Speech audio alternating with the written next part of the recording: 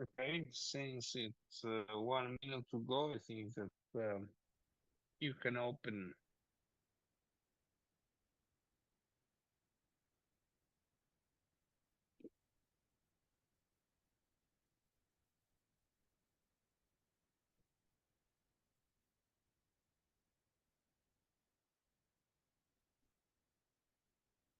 Yes, I think that you can start.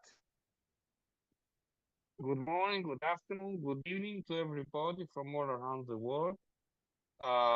This is the first seminar on the uterus, sponsored by and promoted by the International Federation of Fertility Societies.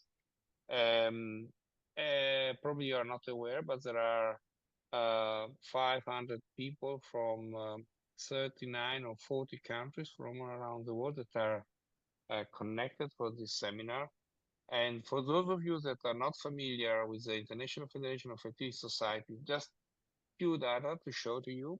So IFFS was founded in 51 and was established in Tel Aviv in 68 with the idea of connecting all the national scientific societies on fertility around the world. Next, please. We work together with the International Federation of the Andrology Societies, for which we are doing some educational activities, and you will see the list later on. So if you combine the two colors, you see that most of the countries are involved in these educational activities. Next, please. So, mission information to promote superior clinical care of patients in all aspects of and fertility medicine. And vision is simple. We are not a non-state actor. We promote and develop all the educational initiatives in the field of reproductive health to support WHO. Next, please. What have done to hear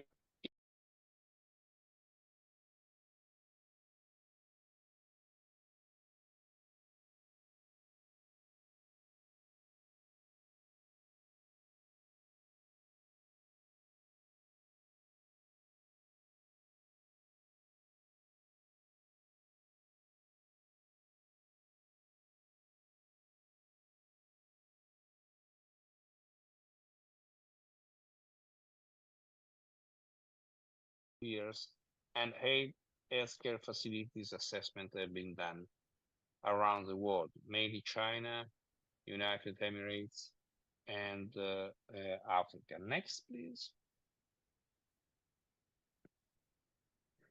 My name is Luca Gianaroli. I am in charge of the educational activities of IFFS, and I like just go straight to the seminar of today.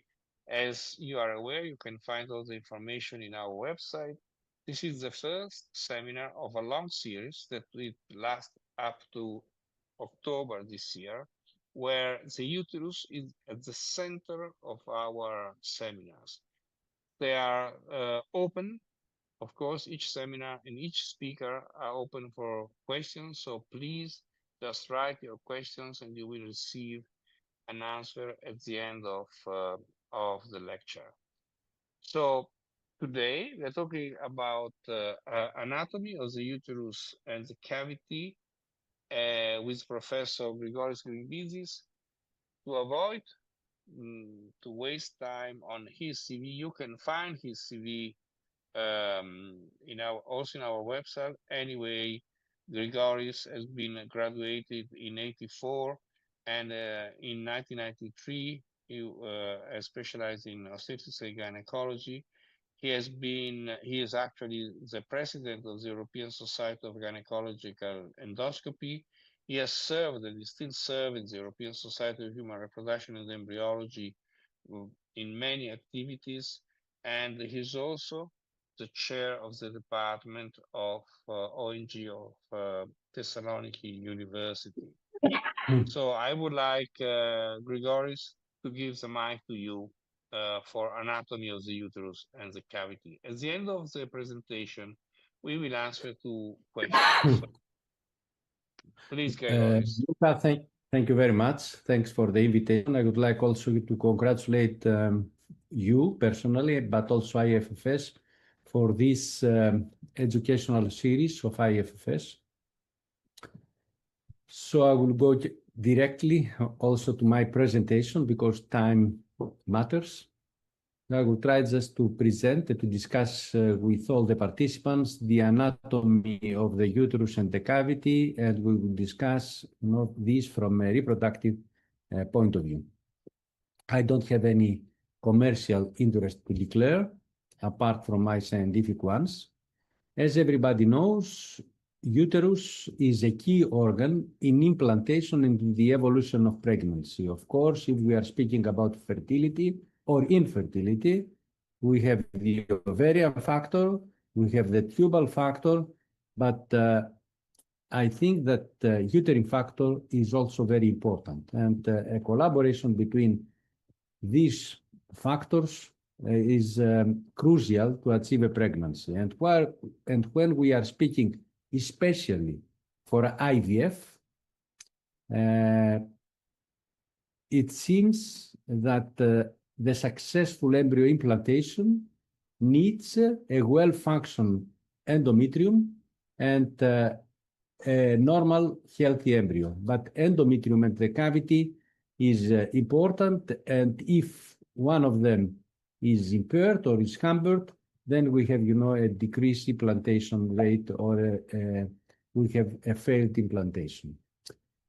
So if we will speak about the uterus, we will discuss about the myometrium and the endometrium, and more specifically the endomyometrial unit, and also the uterine cavity. Sorry. Okay. So let's start with the myometrium. Although it's not agreed generally, the myometrium is subdivided into three layers. The inner layer, which is probably called also junctional zone, the outer layer or the outer myometrium, which is between the vascular arcade and the serosa of the uterus, we can see here in the scheme. And also we have the middle myometrium, which lies in between the inner and also the outer myometrium. In conventional histopathological staging, the myometrium has an homogeneous appearance. And, the myometrium is consisted actually, in the inner, middle, or the outer layer from smooth muscle cells with no apparent differences in tissue and cell types. So this is, in general. But although this is the case, we can say that the smooth muscle cells of the different layers of the inner layer and also the middle and the outer layer differed between them in terms of cell morphology and cell characteristics. And this is important because it seems that each layer plays a different role, in the achievement and in the evolution of pregnancy. So what are those differences? First of all, there is a difference between the inner and the outer myometrium in the cell density. The smooth muscle cells to connective tissue ratio, that it's 60 to 40 in the inner myometrium, and in the outer myometrium it falls to 40 to 60. It seems that there are more smooth muscle cell in the inner myometrium. The cell density is increased in the inner myometrium compared to the outer. And we have differences in the orientation. In the inner myometrium, we have the smooth muscle cells in parallel to the endometrium. And also in the outer myometrium, it's in parallel to the serosa. But in the middle myometrium, the orientation of the smooth muscle cells is random. Also, the nuclear density, it means, let's say the nuclear size and also, the cell density. We have an increased density and nuclear area in the inner myometrium compared to the outer myometrium. And, we have a gradual decrease from the inner to the outer.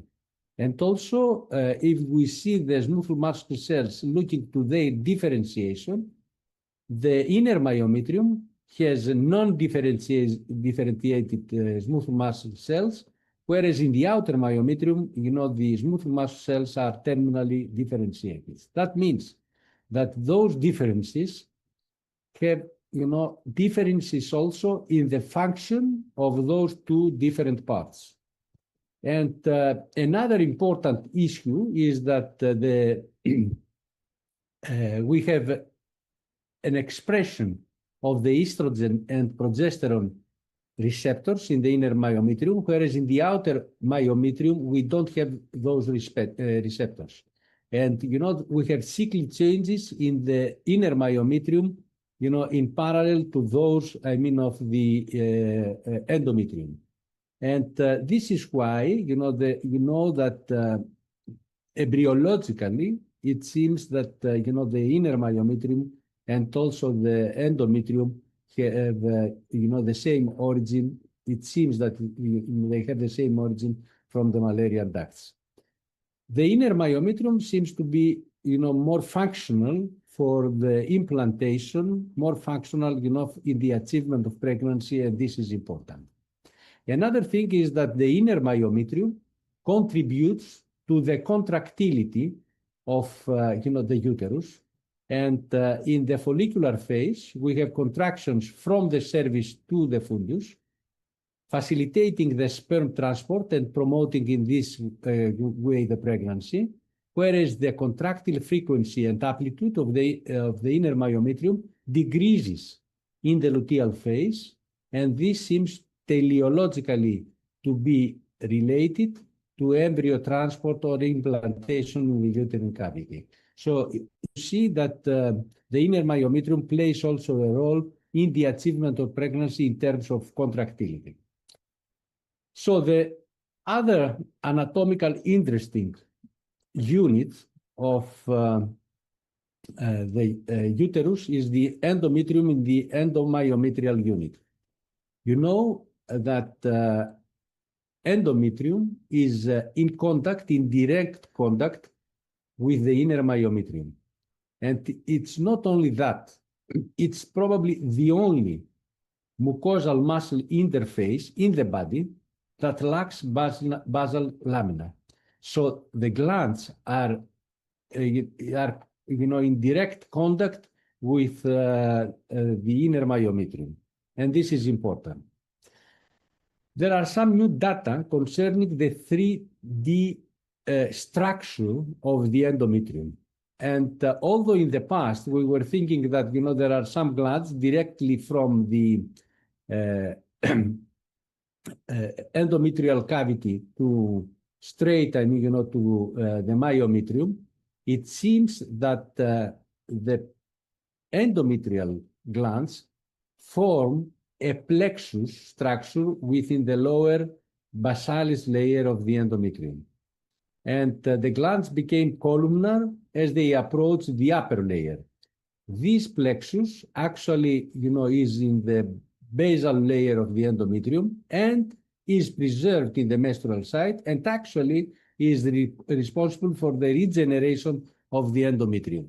You can see here, how it is, in 3D imaging, the endometrium in the proliferative phase and also in the secretory phase, the different type of, the glands. And you can see the reason that is actually the basalis layer of the endometrium. And this rhizome is in direct contact with the inner myometrium without, having, something to differentiate between them. So why we are talking, we are presenting that? Because we know for the implantation, for example, initially we have the epithelial barrier that, you can see that, the blastocyst actually during day 6, overcome this epithelial layer, but then after the entire embryo embeds in the endometrial stroma, and invading trophoblastic cells penetrate beyond the endometrium, and it seems that the inner myometrium plays a crucial role for these later stages of implantation. So initially, the embryo has to invade the endometrium, but later, we have a penetration of the inner myometrium, and this plays a role.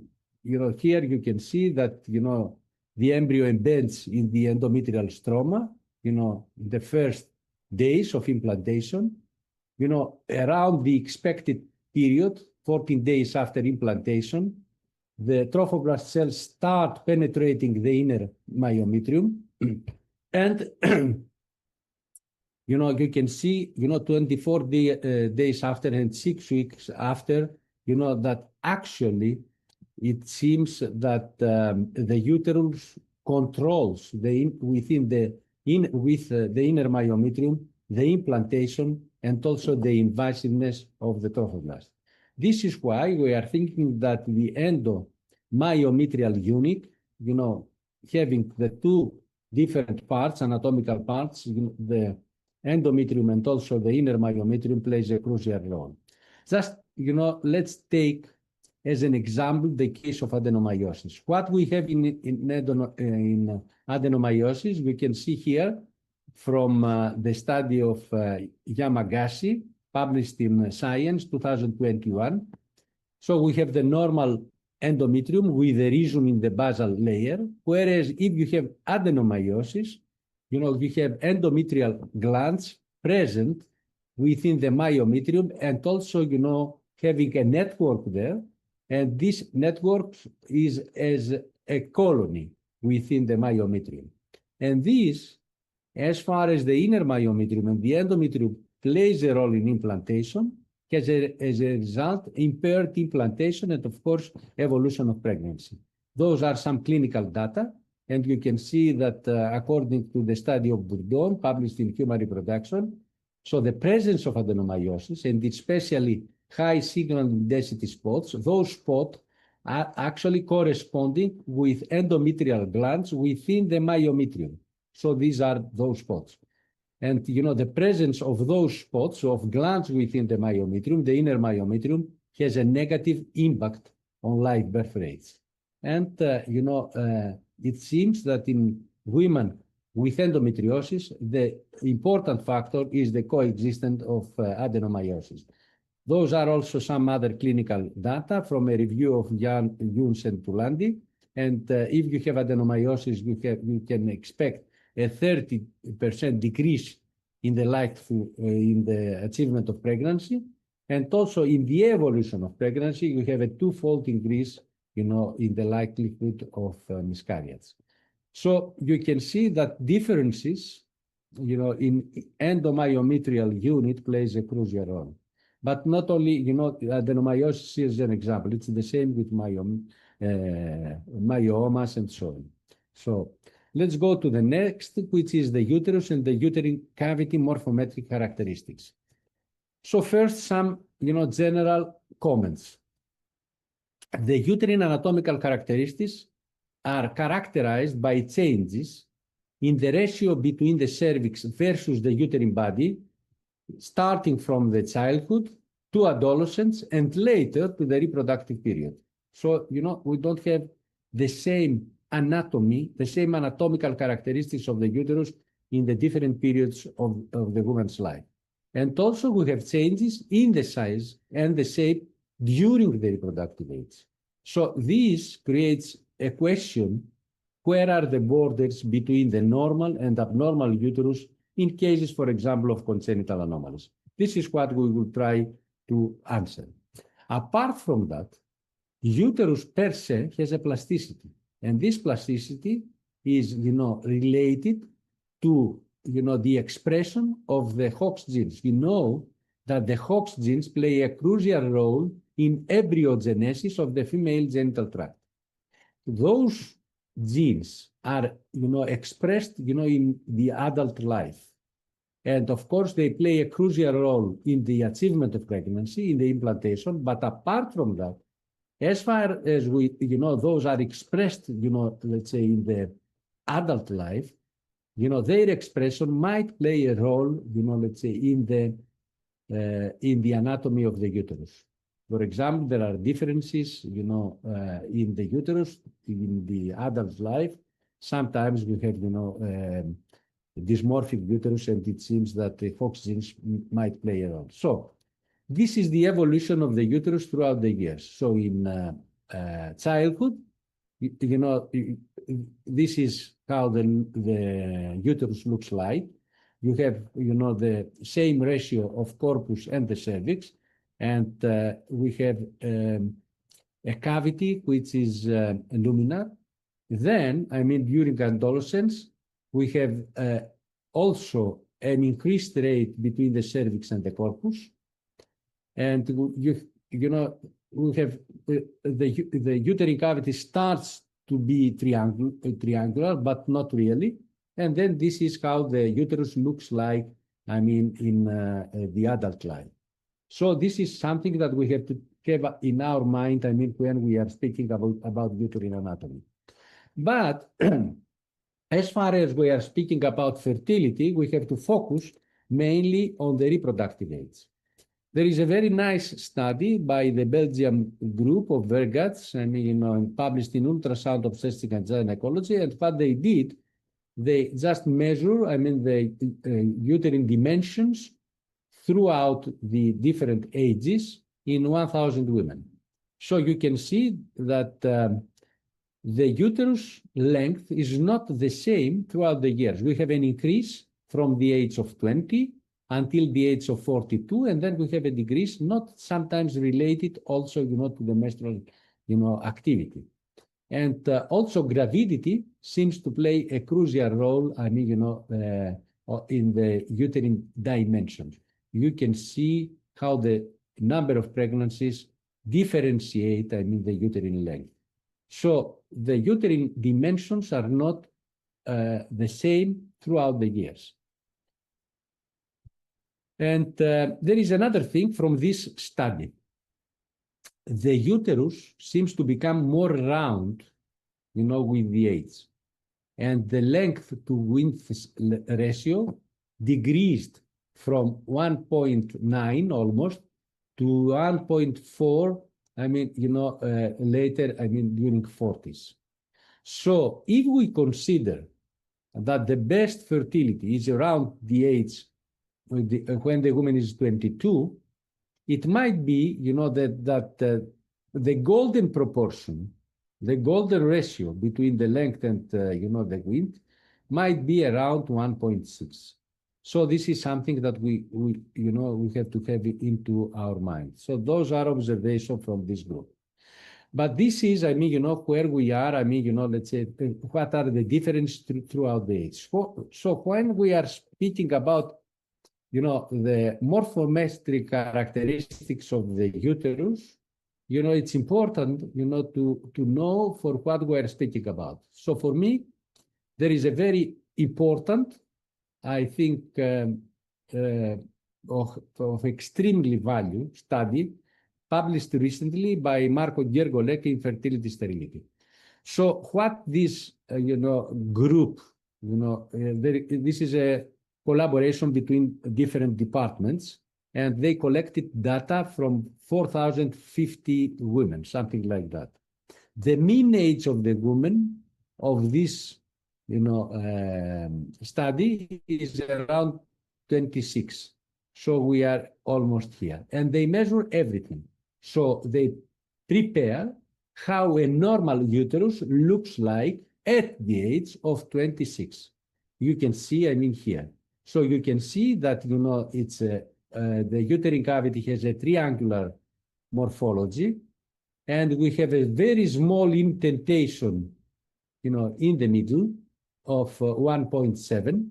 And also you can see the other dimensions that we have. So according to this study, the uterine cavity length, including the cervix, is 43 millimeter. It's just 4.5, centimeter. It's important. And we have to have in our mind that the cervix usually is between 2 and 2.5.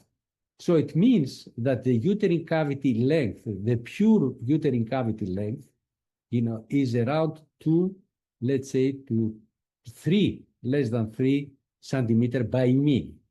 The fundal length is, which is here, is around, 11.5 millimeter, 11.5. And the interosteal to outer contour is 9 millimeter. Those are important because we will discuss later about, the congenital anomalies and what we have to consider as normal or as not normal.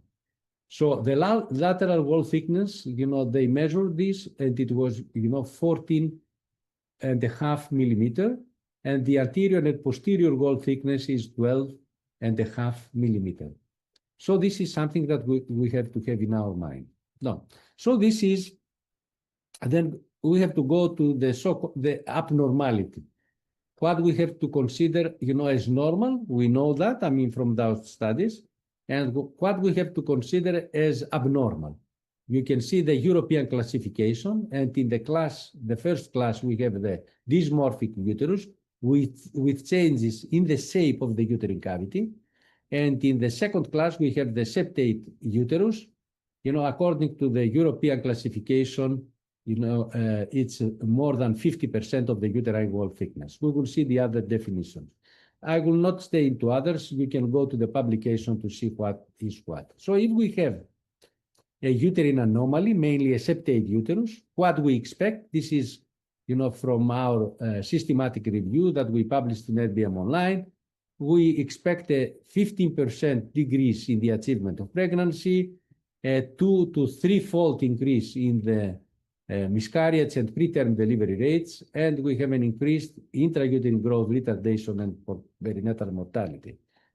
And this is related to the type of the anomaly that we have. This is a very interesting study, Chinese one, published in 2022, and you can see that the different types of the uterine anomalies are related with different expected, live birth rates after IVF and miscarriage rates. The more severe the anomaly, the more the impairment of the live birth rate and, of the miscarriage rate. If we treat, this is from a recent meta-analysis of November, you can expect an increase in the live birth rate. So those are the data. But the problem is where are the limits, as we discussed in the beginning, between the normal and the abnormal, uterus, between the normal uterus and the septate uterus. We are not speaking anymore about IIA because even, the I.I.R.M decided to put the IIA group within the normal one. So according to the different societies, we have different definitions. But all those definitions, they are based in arbitrary criteria. For example, the European Society of Human Reproduction and also, the European Society of Gynecological Endoscopy proposed to be defined as septum any indentation more than 50% of the uterine wall thickness. So what is the nice thing? The nice thing is that, this is not, this is a flexible definition because it's related to the morphometric characteristic of each woman. And we can see that, the uterus is different throughout the ages. So this is very important. You can agree or disagree with the 50%, we will see, but it's important, this is an individualization of the definition. The Kume group proposed as an indentation of more than 1 centimeter, 10 millimeter, and also an indentation angle less than 140.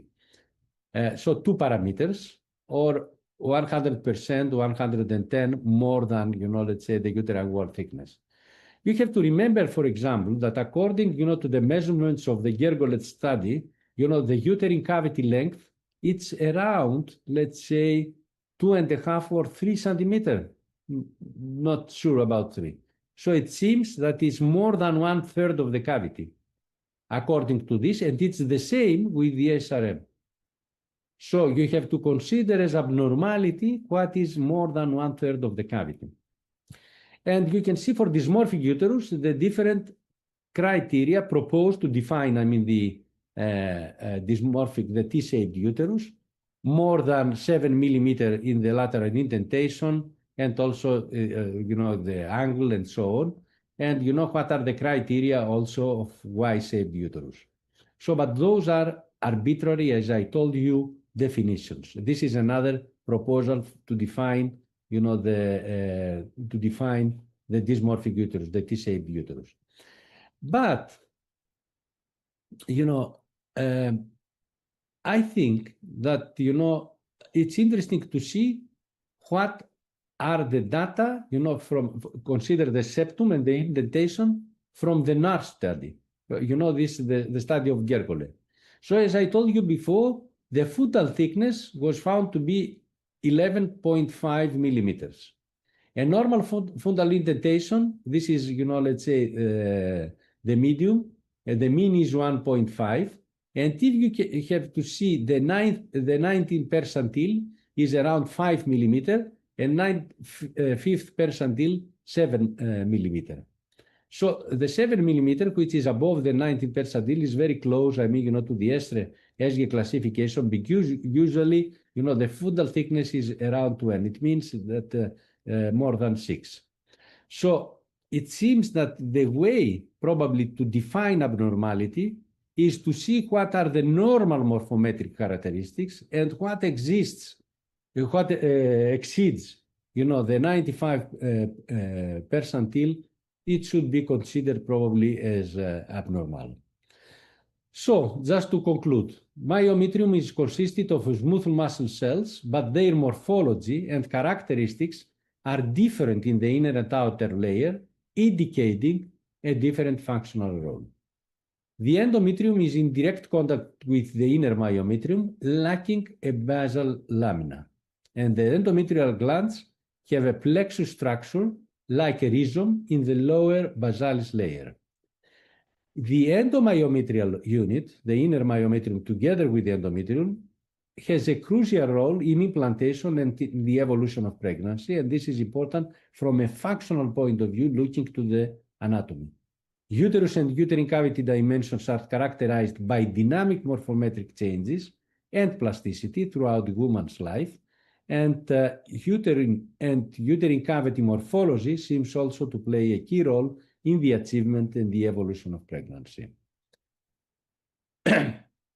Also, as normal variation might be considered any anatomical deviation that is included within the expected distribution rates of the uterine morphometric characteristics, and those changes usually are not expected to have an impact on women's health and reproductive potential.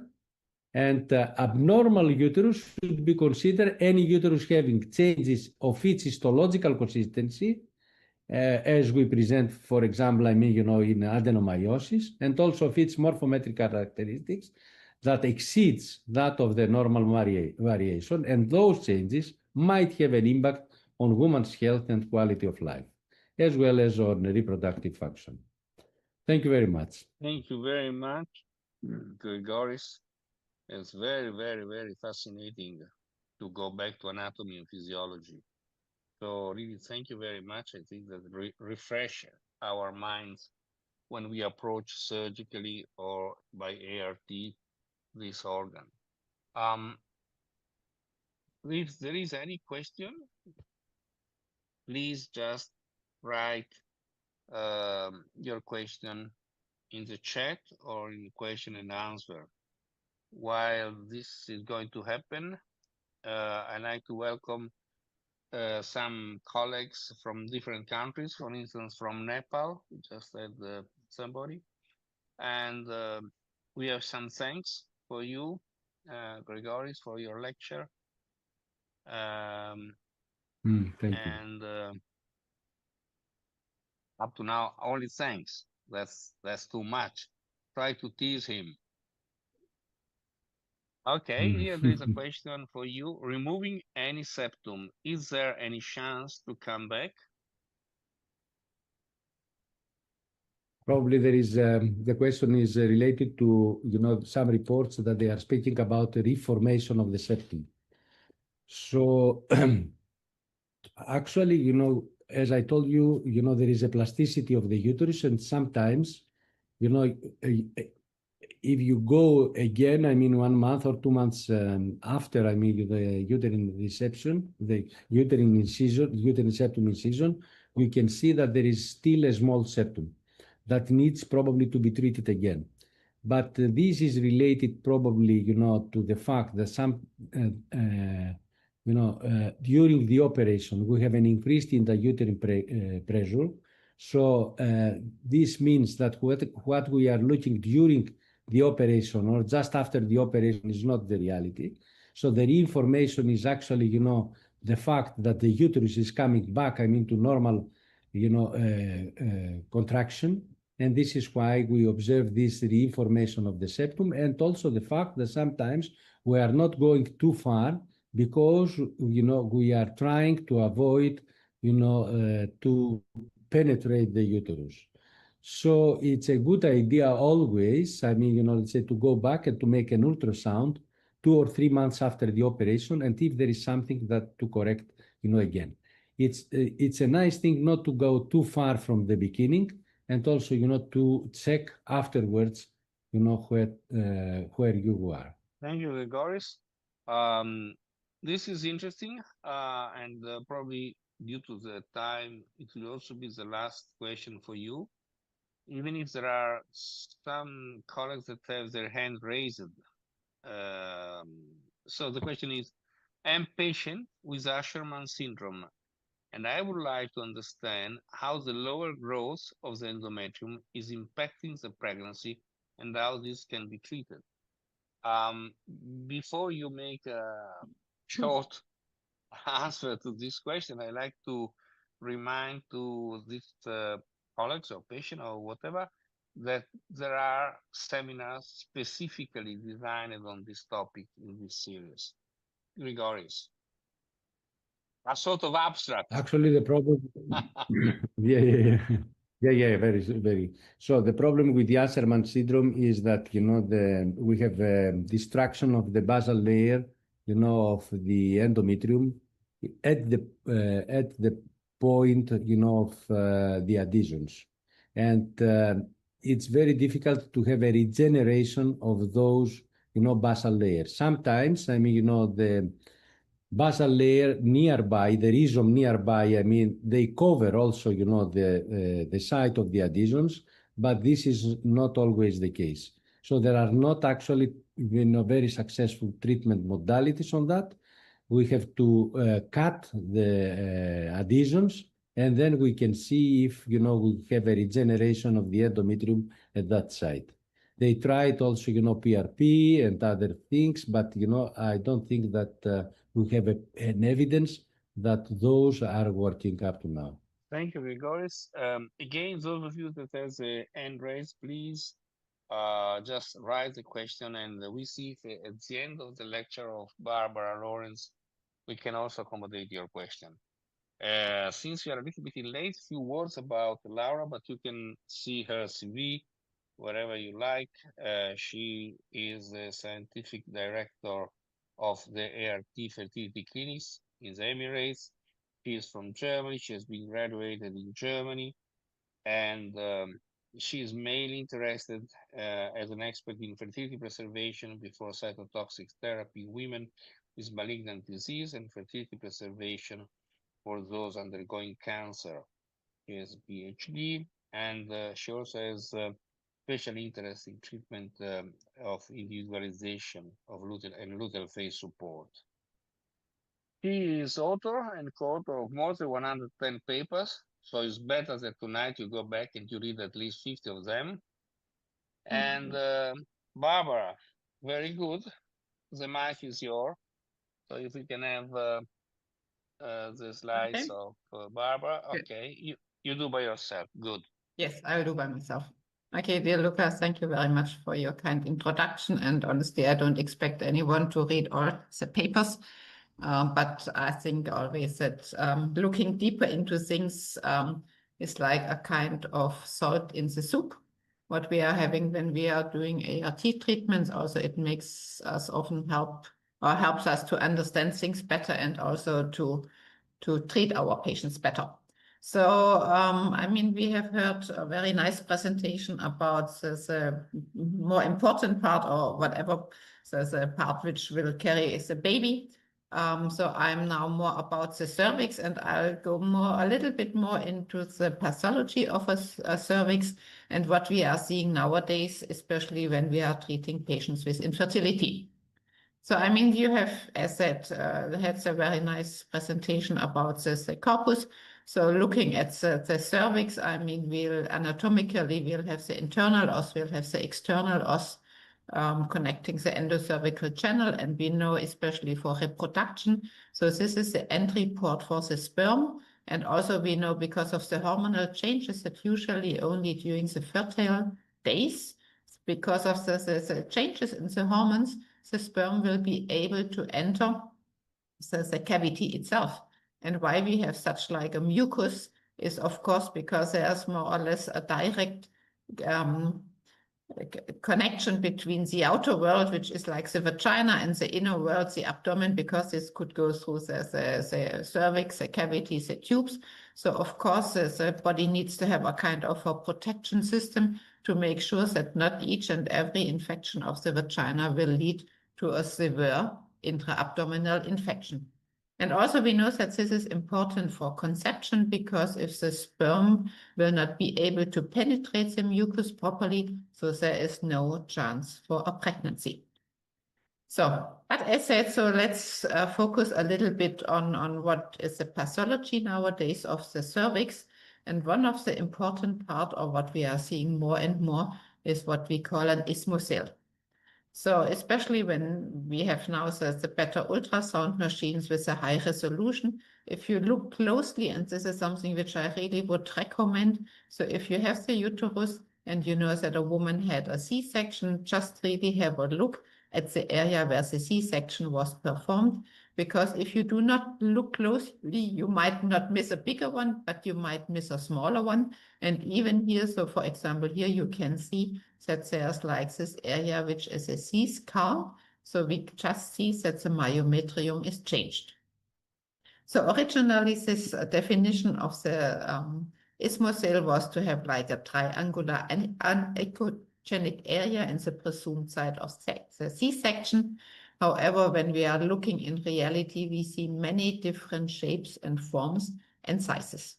So, but as said, when you have a good ultrasound machine, when you are aware, just please, for each and every lady who has a reported C-section in her history, have a close look. Because, I mean, of course, we can say this is very obvious, but sometimes they are only small, but still they need to have attention. But this is something what we will see later. And the point is also because more and more C-sections are done, and they are not always medically indicated. So we know that this is rising. So, and also it can be a source or causing secondary infertility, because we'll come to this in a moment. But we'll see that the projections are just really going sky high. And often when we are talking, especially to our women who finally conceived with an ART treatment and they want to do the best for themselves and the best for the baby, they often opt for like an elective C-section. And in the end, they are not aware that they might impact their future fertility with this one. So, and there are data looking into the association between a previous C-section and then later pregnancy and delivery rate. And when you look more or less generally, so it seems that after a C-section, the pregnancy and delivery rate is approximately 10% lower. So of course you could argue maybe those are women who had the last baby as a C-section because there was a complication, or she was of an advanced age, or it was a patient who just only wanted to have one baby and they wanted to have everything as safe as possible. Of course, this is a little bit difficult to differentiate from those more or less general data. However, there was just lately published a systematic review and meta-analysis in 2024. And in this paper, they stated that's the presence of a C-scar defect, really like an isthmus cell, but we'll come to the differentiation a little bit later. This will reduce the chance of a pregnancy in ART treatments around 38%, which is quite a lot. So what could be the possible reasons? Of course, for a normal conception, we could say, I mean, there's like debris and old blood in the niche, which is accumulating, which can impact on one side the endometrium, but also it can make it difficult for sperm to get through, because also we know that sperm is sensitive, and also because you have this C-scar itself, which is of course an interruption of the healthy muscular tissue, then you could have a disturbance of the uterine peristalsis, which is not only important for the sperm transport, but also for embryo implantation. And when we think about an ART treatment, we know that a previous C-section can make an embryo transfer sometimes quite difficult. So now when we are looking how often do we have like an C-scar defect, or how often do we see any changes after a C-section, so the more detailed we are looking, the more often we will see it. Because as said, we have better ultrasound machines, we have higher resolutions. So when we look only with a vaginal ultrasound, we might detect in 24 to 70% an isthmus cell after a C-section. When we add like some diagnostic tool doing a sonohysterography where we inject some fluid, so even the contrast becomes more often visible, so we might see it up into 84% of cases. So, but then, because I mean, it's not that 84% of women after C-section have difficulties to conceive again, so it might not be relevant in most of the cases. So it's our task to find out which cases really require a treatment. So basically, when we think about the implantation process, I mean, when you are looking on the right side of this graph, it looks pretty easy, right? So the lining gets built up, the embryo arrives, attaches, and implants. Looks pretty easy. And when we are thinking about our night shifts during OB/GYN residency, we feel like the embryo can implant anywhere, because how often have we been, was it necessary to get up in the middle of the night to treat a woman with an ectopic pregnancy? So it can implant in the tube, it can implant close to the ovary, it can implant in the C-scar section. So we feel like implantation shouldn't be that much of a problem. However, as said, changes after a C-section might really lead to problems with implantation. So there's, of course, the question, how do we find a C-scar defect? And this is a definition which was published from the group of Klein-Meulemann et al. In 2023. So he listed primary and secondary symptoms and was saying if we can do the diagnosis of a C-scar defect if we have either one primary or two secondary symptoms. And for us, what are the main important and what would be the symptoms where we should deal on and possibly send a patient for an isthmus cell repair? So one thing is, for example, if we have really a lot of difficulties to do the embryo transfer itself because we cannot insert the catheter, this would be one thing. And another thing, for example, if we have unexplained infertility combined with intrauterine fluid. Because sometimes you see that there's a lot of accumulation inside the cavity and it feels like an embryo would land inside a swimming pool and would never ever be able to attach and then finally to implant into the endometrium. The important secondary symptoms would be the secondary unexplained infertility, which we might not even be able to overcome with an ART treatment. So thinking about sending a patient for a repair, of course, it's we don't have that much guidance until now because it's also a topic of ongoing research. But I think what is often used as a cutoff if it's a final residual myometrial thickness, so we'll really have to look very detailed with the ultrasound. So when this is below 3 millimeters, so this might be one of the criteria when to treat or not to treat. So, and when we are looking into surgical approaches, we can differentiate the hysteroscopic resection, which is not really a repair, but because it's just in the end when you imagine this is a niche, so it's just like flattening the edges. So it's a different thing like the repair, which can be done laparoscopically, abdominally, or vaginally. Because as said, it's just the hysteroscopic resection. Just the idea would be when we are flattening the edges, maybe there's not that much accumulation of old menstrual blood inside the niche itself. However, also here we do not know what will be the long-term consequences on the subsequent pregnancy, because the cervix during pregnancy of course the organ to keep the baby safe until it's mature to be delivered. So in contrast to this resection approach, the vaginal and laparoscopic repair will be the one to increase the residual myometrial thickness. The point is that until now, as said before, we do not have really clear indications which technique is optimal for which given clinical scenario. So looking into ART and existing niches, I would like to point to one paper which we published a couple of years ago from our group, so which is also important and needs awareness. So when you are doing an ovarian stimulation and you have a patient with an isthmocele, you might find intracavitary fluid. So we were following up women with a secondary infertility with an isthmocele, and we were following them up during an ovarian stimulation just to see what are the risk factors and how often do they develop intracavitary fluid. And we found that approximately 40% of patients really have intracavitary fluid during the course of an ovarian stimulation.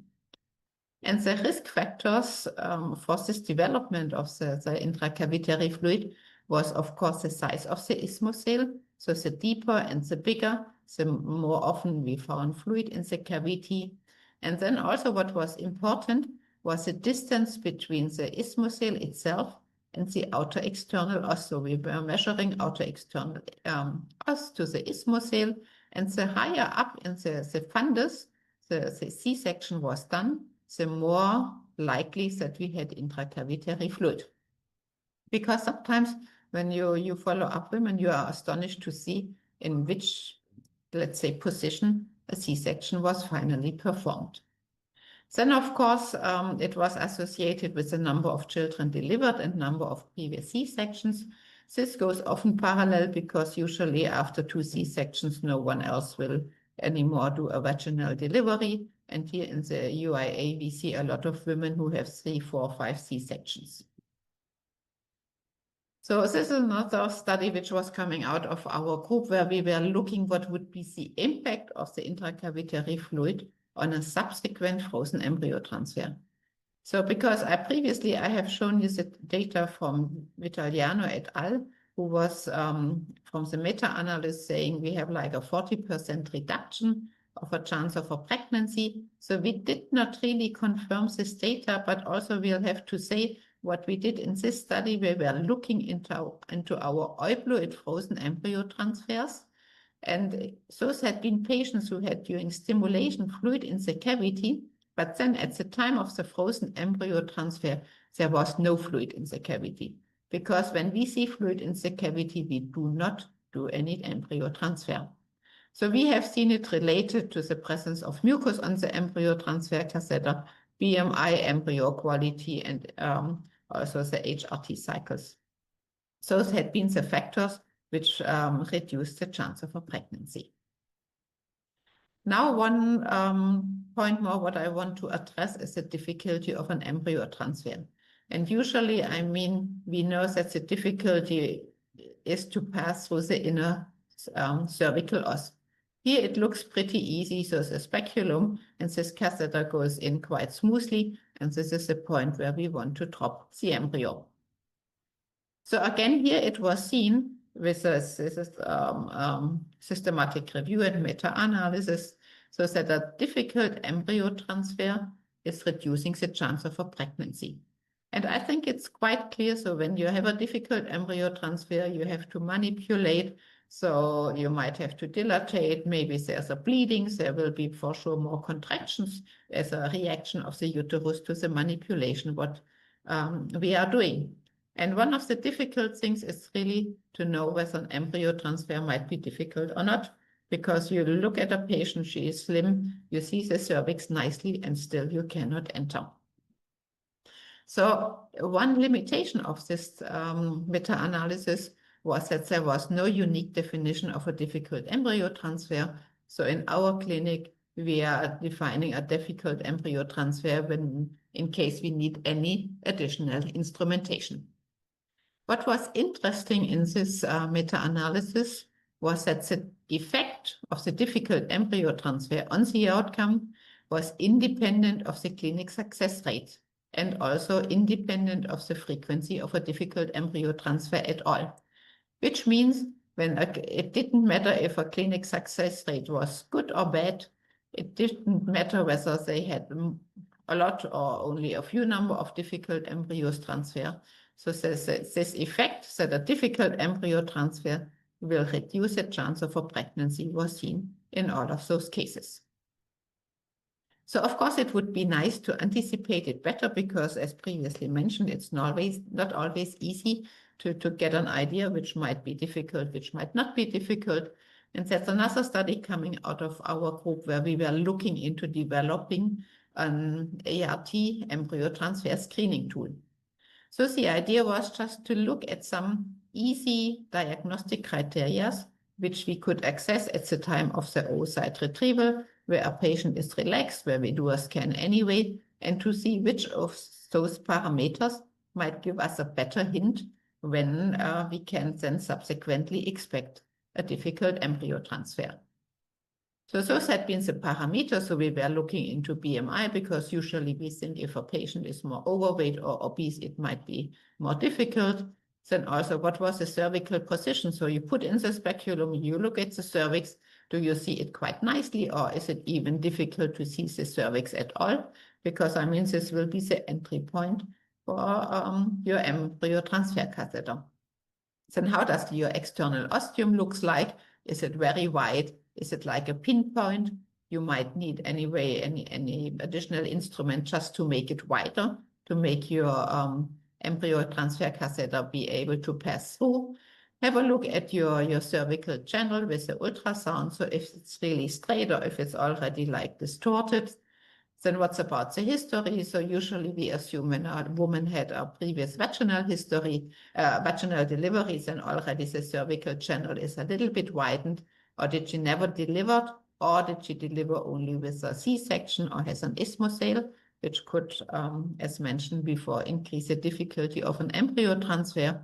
Or some women had like a history of cervical procedures because, for example, like an abnormal PAP.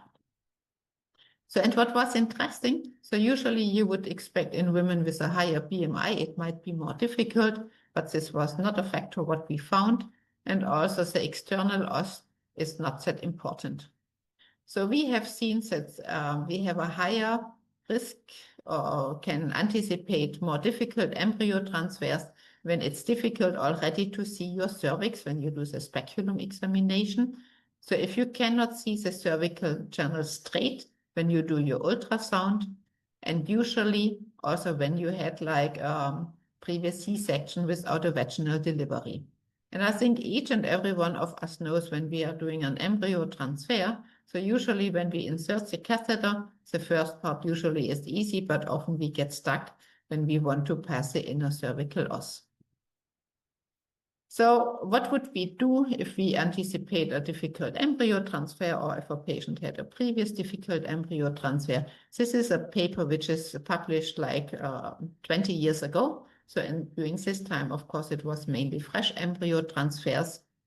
So what they did, women with a previous difficult embryo transfer, they were randomized into patients who had before the next embryo transfer a cervical dilatation or patients who did not have any cervical dilatation. And what they have seen that in the end, when they did a cervical dilatation, they have a better chance for a pregnancy and also a live birth.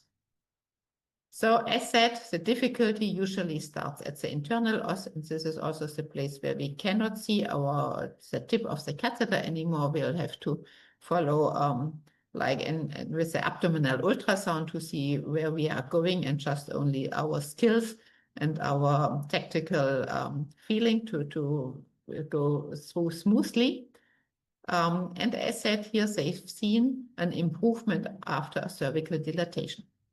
So the crucial question would be when to do the cervical dilatation, or if a cervical dilatation is really necessary. So what we are doing usually in those cases is that we plan our diagnostic hysteroscopy the months before the planned embryo transfer.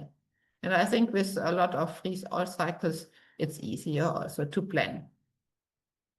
So coming to the end and summarizing, we know that an isthmocele is a common long-term side effect after a C-section. And unfortunately, most likely we will see more and more out of this because of the increase in the number of C-sections. We know that isthmoceles can lead to various symptoms and secondary infertility. And usually nowadays with the good ultrasound machines, we should be able to detect it. So awareness is important. So if a woman reports a history of a previous C-section, please have a look at it, especially also when you do an ovarian stimulation. Just make sure that there is no accumulation of intracavitary fluid. So depending on the findings, the size of the isthmocele, also the possible impact, we would have to decide whether it's needed to be treated or not. So of course, this is not to emphasize or to state that each isthmocele must be treated. It really depends on the situation. And also we'll have to be aware that cervical stenosis might reduce the chance of a pregnancy even in an ART treatment. So it would be nice to anticipate it. And one of the risk factors really is like a previous C-section. And when we are looking at those parameters, which I outlined before, we can get a better idea, and maybe in those cases where we might anticipate a difficult embryo transfer, either do a mock catheter or do a diagnostic hysteroscopy, which has the advantage that we can also have an inspection of the cavity itself. So thank you very much for your attention. Thank you very much, Barbara. Very, very nice, very comprehensive lecture. Thank you very much again. So while we are waiting, if there are questions, let me just remember you that those of you that are interested, the 21st of April, we will have the second seminar of the series. It will be on implantation process, optimization, and endometrial priming. We will have two excellent speakers again. It will be Carlos Simons and Human Fatemi. So for those of you that are interested, just don't forget to register. And also let me take the opportunity to thank deeply from our side, from IFFS, Besins, because without them, it would not be possible to organize these seminars.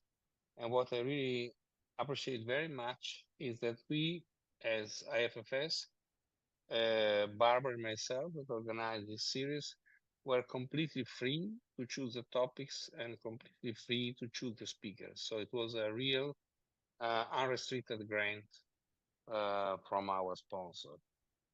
So I think that we have to be grateful to them for this opportunity.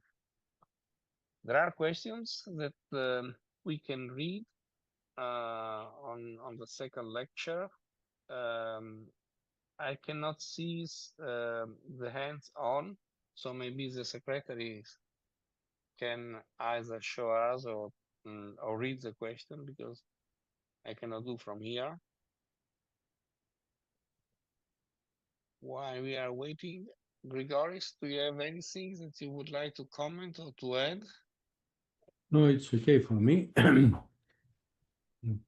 I think that it seems that it's really important how you see the anatomy, not only because I have seen also the presentation of Barbara, and what is important is that, the uterine anatomy plays a crucial role, in the achievement of pregnancy and also, in the evolution of pregnancy.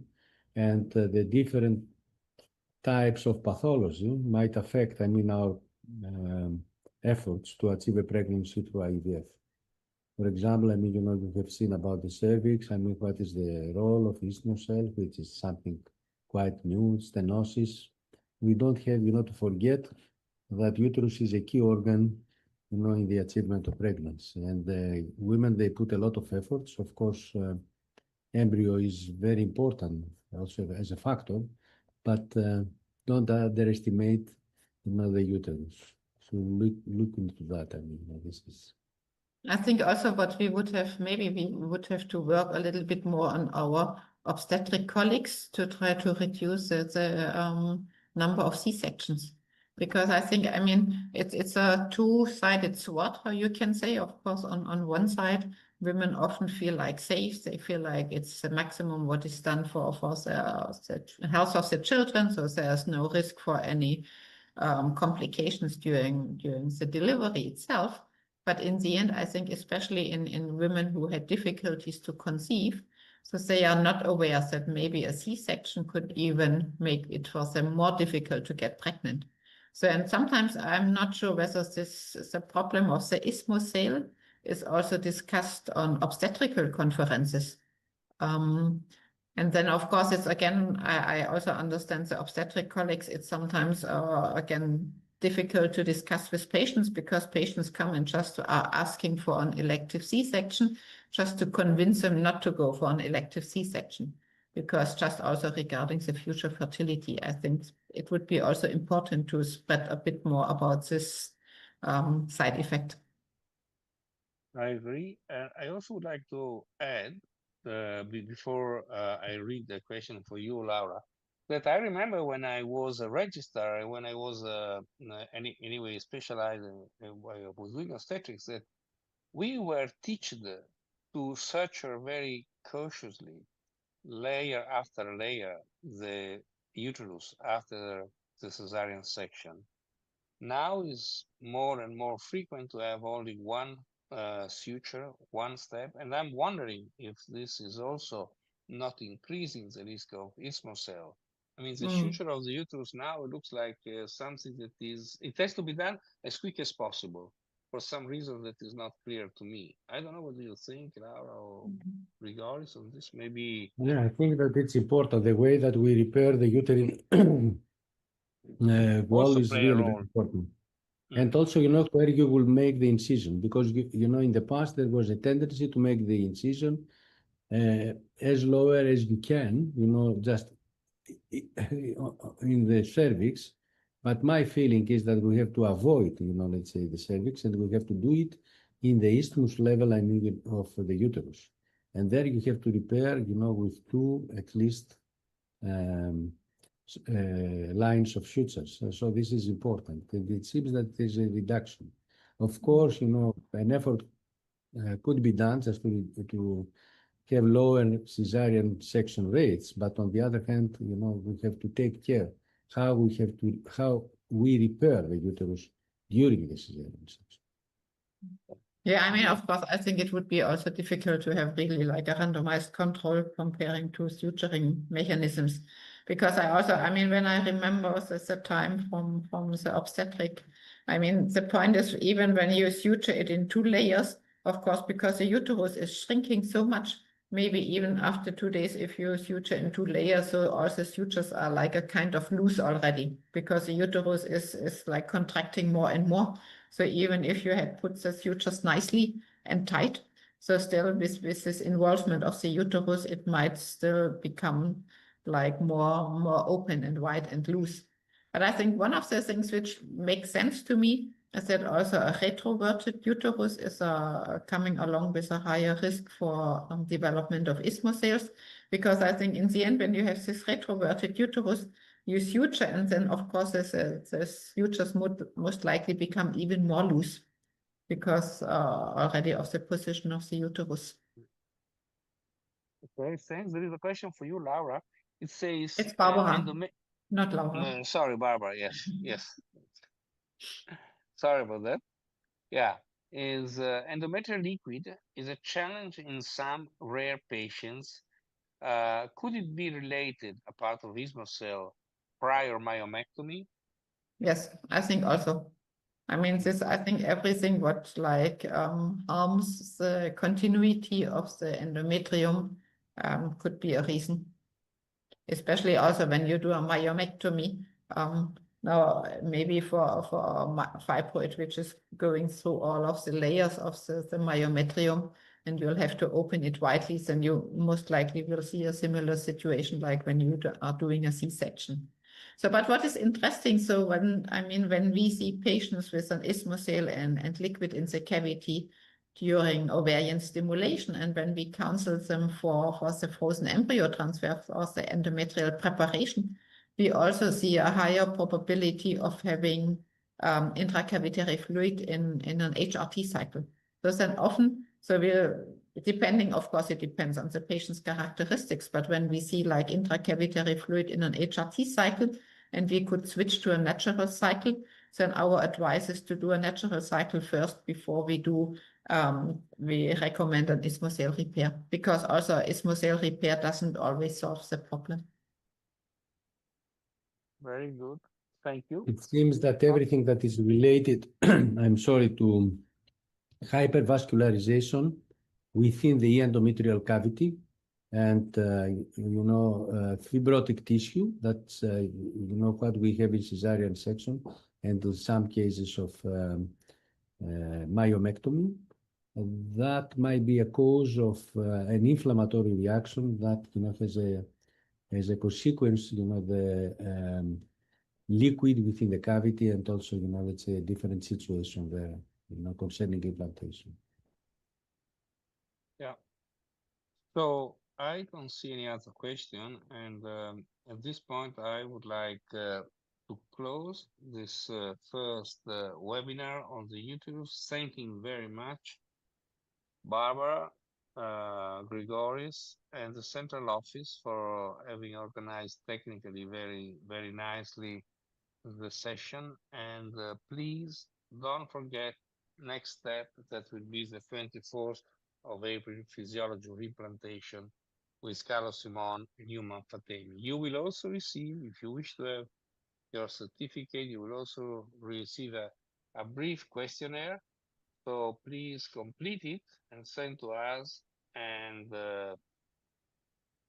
I'll see you, or the next chairman will see you in 1 month. I also would like, for the benefit of Barbara and Grigoris, to say that we are still keep going receiving thanks for your lecture from all around the world, from China, from